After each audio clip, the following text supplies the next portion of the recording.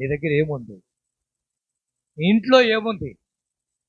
ఇప్పుడంటూ నీకు ఆధారంగా ఏముంది? అది దేవుని చేతికి అప్పగించు. అది దేవుని చేతిలో పెట్టు.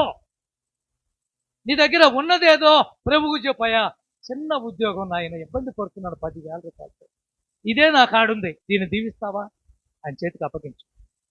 వ్యాపారం, ప్రభువా, రోజుకు 500 రూపాయలు కూడా సంపాదించలేకపోతున్నాను, కష్టపడుతున్నాను, ఈ వ్యాపారం నీ చేతులకు అప్పగిస్తున్నానని చెప్పు. ఆ రోజు ఎలీషా అడిగింది, నీ ఇంట్లో ఏముంది?